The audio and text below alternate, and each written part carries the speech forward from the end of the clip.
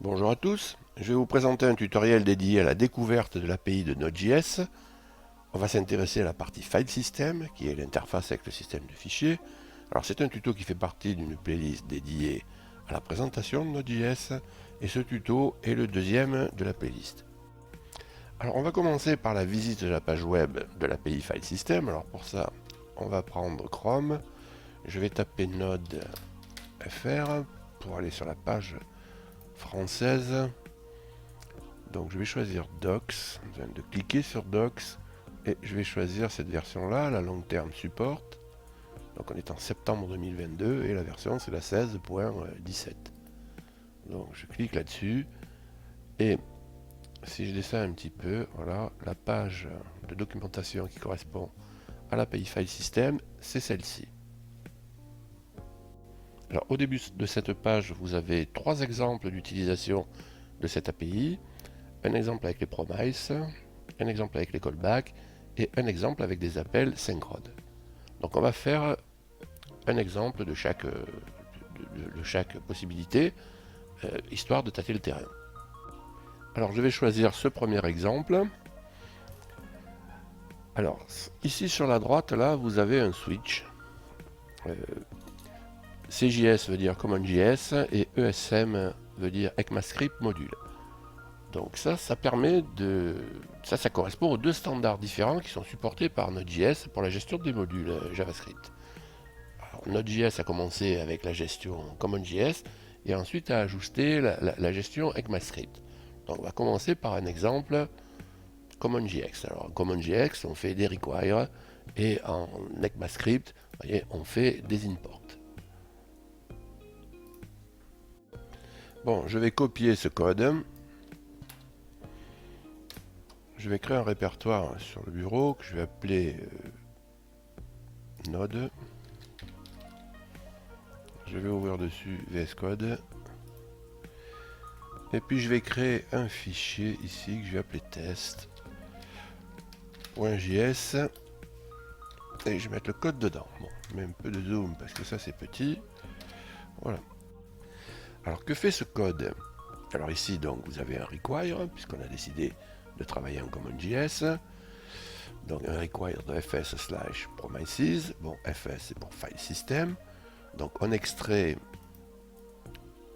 de ce module un unlink, c'est-à-dire c'est un appel qui va supprimer un fichier, supprimer un lien. Donc là on a la déclaration d'une fonction asynchrone qui est auto-invoquée ici. Donc ça s'appelle une IIFE. Donc on passe un argument le nom d'un fichier. On va le changer tout à l'heure. Qu'est-ce qu'il arrive à ce nom de fichier ici qu'on récupère là? Eh bien on fait un unlink avec un await devant, c'est-à-dire que tant que le unlink n'est pas terminé, on ne passera pas au console log derrière. Donc je vais changer ici ça et je vais mettre moi ./hello.txt. Je laisse là et je vais créer ici hello.txt. Ok. Donc maintenant je vais monter un terminal et je vais exécuter, je vais le mettre là-haut, et je vais exécuter ce fichier dans Node, donc node test.js. Et vous voyez que, vous l'avez vu disparaître ici, qu'on a effacé avec succès .hello.txt.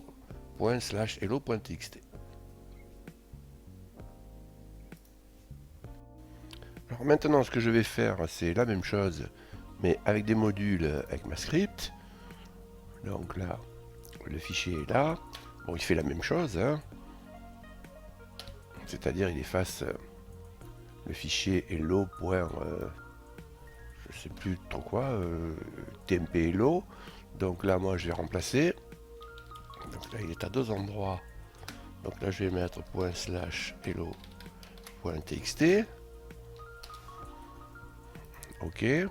Donc là vous voyez qu'il n'y a même plus besoin de fonction auto-invoquée. Là il n'y a même plus besoin de fonction asynchrone tout court. Il se trouve qu'on est dans un module ECMAScript et que là on a le droit de faire des await qui ne soient pas encapsulés dans des fonctions.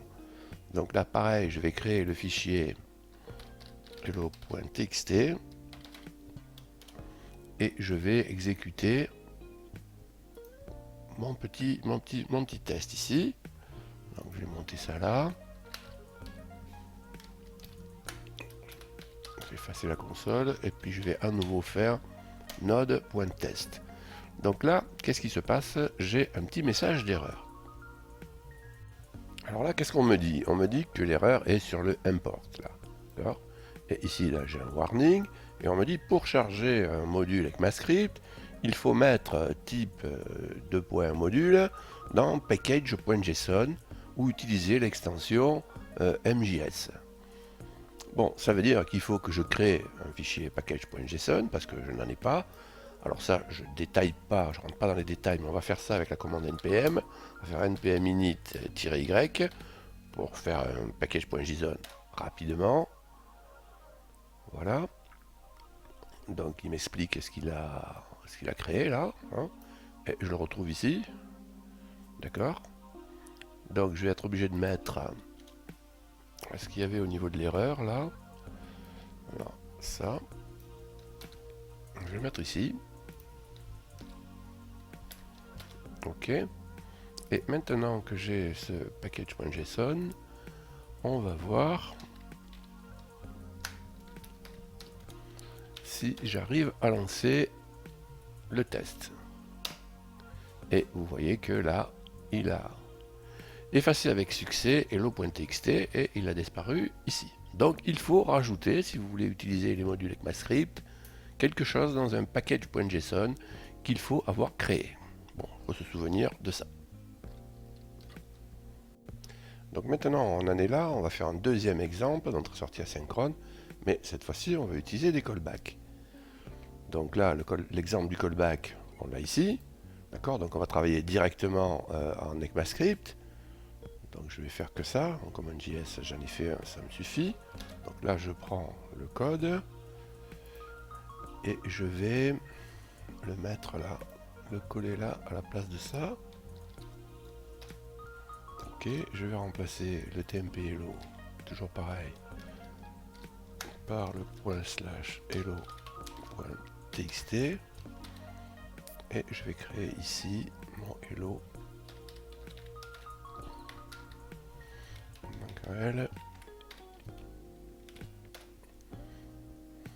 Voilà, donc là au niveau du code, bon, c'est un appel direct à un link, donc il n'y a plus de await là puisqu'on n'attend pas de promise, hein.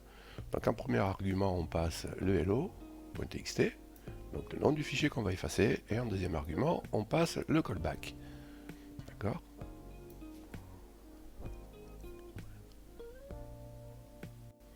Alors le problème qu'on pourrait avoir avec l'utilisation des callbacks, c'est toujours le même, hein. C'est l'éternel problème du callback else, c'est-à-dire de l'imbrication des appels si on en fait plusieurs.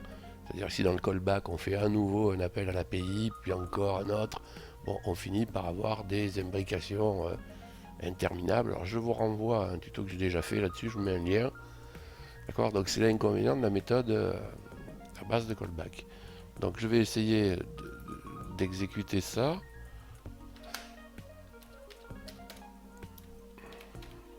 De test. Voilà, donc il a effacé avec succès le hello.txt. Bon, c'est quand même, on ne lui demande pas de faire grand chose. Alors maintenant, on va passer au troisième exemple, c'est-à-dire des entrées-sorties synchrones. Alors, c'est pas ça que je veux voir. C'est ici l'exemple du synchrone, donc je vais le prendre. Ok, et je vais le mettre là. Et je vais changer le nom.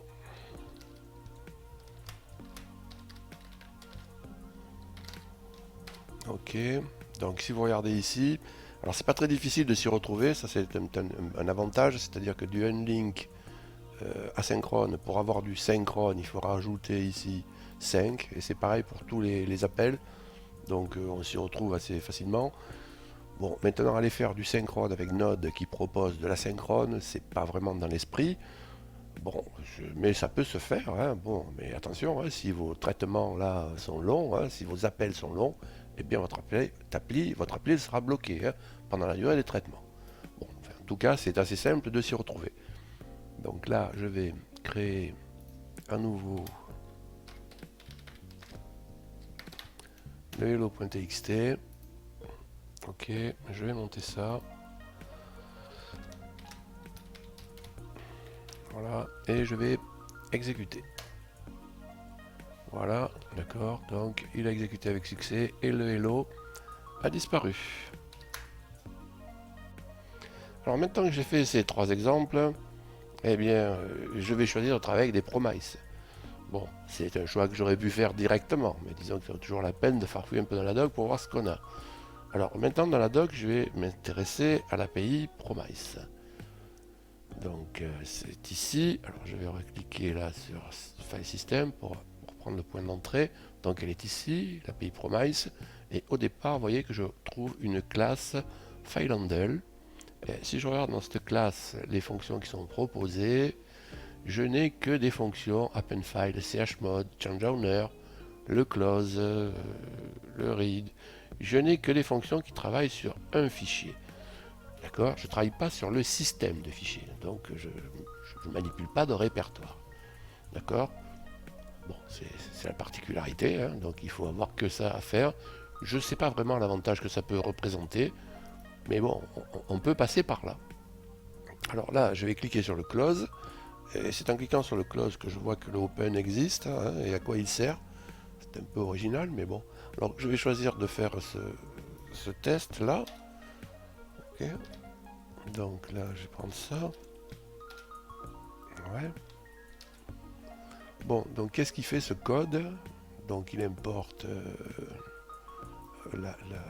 l'appel open. Il déclare une variable fileHandle. Ici, je vais faire un essai pour attendre l'ouverture de ce fichier là, de file.txt en lecture. Okay, donc je vais faire un await là.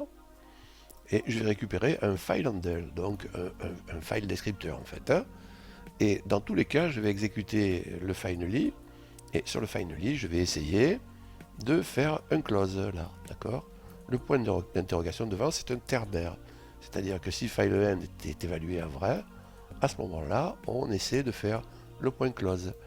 S'il n'est pas évalué à vrai, on n'essaie pas de le faire. Okay, bon, c'est pas astucieux, mais c'est bien, c'est propre. Alors on va essayer d'exécuter ça, mais on va mettre des traces, parce que sinon on va pas savoir ce qui se passe. Hein. Donc là on va mettre open, on saura qu'il y a eu l'open, et ici on va mettre un close, on saura que le close se fait. Ok, donc on va le lancer comme ça. Donc là le fichier thefile.txt n'existe pas, donc là théoriquement on va avoir un petit souci quand même, puisqu'on essaie d'ouvrir un fichier qui n'existe pas. Donc voilà, donc là on se prend une exception à travers la figure, c'est normal. Donc on va créer le fichier, voilà, thefile.txt.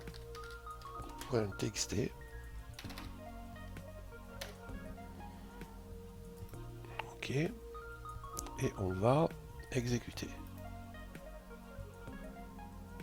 Donc là on va faire, je vais effacer ça. Et voilà, donc là vous voyez que je fais le open et puis ensuite le close.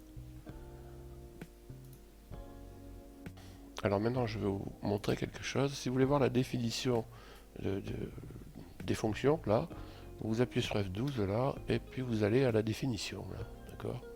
Et puis vous voyez toutes les définitions avec ce qu'il faut passer un argument. Bon, en fait, ça peut toujours servir, alors, ça correspond à ça, là, atteindre, ici, atteindre la définition F12, d'accord? Alors je vais continuer à parcourir ma doc. Je vais repartir là. Donc toutes celles-là, on les a vues là, la classe FileEnd, enfin toutes. On en a vu une d'entre elles, mais bon, on a vu cette famille d'appels là. Et maintenant, vous voyez, si on passe au suivant là, fspromise. Vous voyez que vous avez ici des copy file, mkdir, mkdtemp, opendir. Vous voyez que là, vous manipulez le système de fichiers. Alors donc vous avez du read file et vous avez du read dir quelque part, ou du opendir quelque part, voilà, du readdir quelque part, vous voyez, donc vous faites tout avec ça.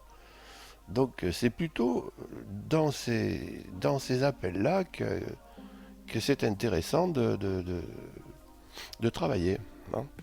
Donc là, je vais faire un exemple où je vais lire le contenu du répertoire courant. Pour ça, je vais probablement utiliser readdir, là. Donc, je vais partir de là. Et je vais tester si le fichier package.json existe. Et s'il existe, eh bien, je vais l'afficher à l'écran. Donc, je vais copier ça.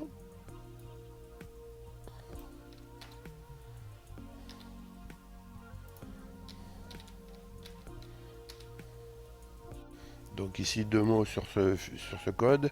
Donc, on importe readdir, hein. On fait un await sur readdir. Le pass est ici. Donc, il va falloir le renseigner, hein. Donc ensuite on fait une boucle for off, hein, pour tous les files qui font partie de files avec un S. On va faire un console log de file. D'accord. Bon, ce que je vais faire moi là, c'est que je vais lire le répertoire courant. D'accord, donc là je vais le mettre en dur. Puis je vais déclarer là un const myfile égale à package.json.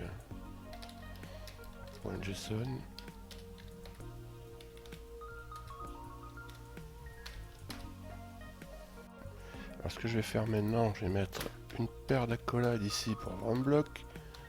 Le console log, je vais le remonter en haut. Et ici je vais tester, je vais faire if myfile triple égal et pas file. Ok. Et puis on va aller voir pour lire le fichier ce qu'il faut faire. Alors la doc, le readdir est ici, vous voyez le read file est juste derrière. Bon, on va quand même repartir de file system pour que vous puissiez bien voir comment c'est fichu. Donc là la file end. Ok, puis là les autres qui sont derrière, donc on va utiliser readdir, le read file est derrière, d'accord, donc c'est de celui-ci qu'on a besoin. Donc vous voyez un argument, il faut passer un chemin puis des options. Donc en option, ben, il y a l'encodage ici. Ok. Donc ben, on va coder ça, hein. Bon, alors je vais déclarer une variable const data pour récupérer les données. Je vais faire donc derrière un await, puis un read file. Ok, donc le chemin c'est myfile.